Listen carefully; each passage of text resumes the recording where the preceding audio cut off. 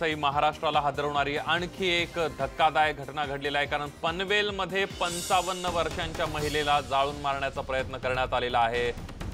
जळाल्याचा वास येऊ लागल्यानं महिलेला त्या फासावर लटकवण्यात आलं। पीडित महिलेच्या नातेवाईकांनी गंभीर आरोप केलाय। संशयित 5ही आरोपी फरार आहेत। पनवेलमधल्या दुंदरे गावातली ही धक्कादायक घटना आहे। पोलिसांकडून आत्महत्येचा गुन्हा दाखल करण्यात आलेला आहे। विनय म्हात्रे आपले प्रतिनिधी आपल्या सोबत आहेत। विनय, नेमकं ही आत्महत्या आहे की हत्या आहे, काय माहिती मिळते? नक्कीच पोलिसांशी जेव्हा आपलं बोलणं झालं त्यावेळी मात्र पोलिसांनी आत्महत्येचा गुन्हा रजिस्टर केलेला आहे। मात्र पोलिसांना दाट शक्यता आहे की ही आत्महत्या नसून हत्या आहे। पण सुरुवातीला ज्या पद्धतीने त्याला प्रथमदर्शनी जे दिसलं त्यावरून त्याने आत्महत्येचा गुन्हा रजिस्टर करून तशा पद्धतीने तपास सुरू केला।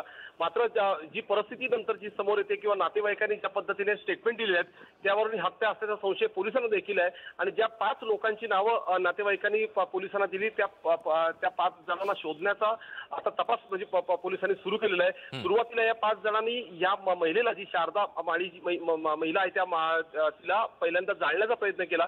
तिचे केस देखील जळाले होते, मात्र त्याचा वास जळाल्याचा पसरू लागला। त्यामुळे त्यांनी ती पुन्हा आग विझवली असं नातेवाईकांचं म्हणणं आहे। आणि त्यांनी नंतर तिला पुन्हा मारून तिला लटकवलं गेलं असं म्हणण्यात आलं। नातेवाईकांचा हा थेट आरोप आहे। मात्र पोलीस आता त्याचं शवविच्छेदन केल्यानंतरच ही संपूर्ण पोस्टमॉर्टमच्या रिपोर्ट नंतरच पोलिसांसमोर स्पष्ट चित्र येणार आहे। आणि ही हत्या झाली की आत्महत्या झाली हे देखील स्पष्ट होणार आहे। अगदी विनय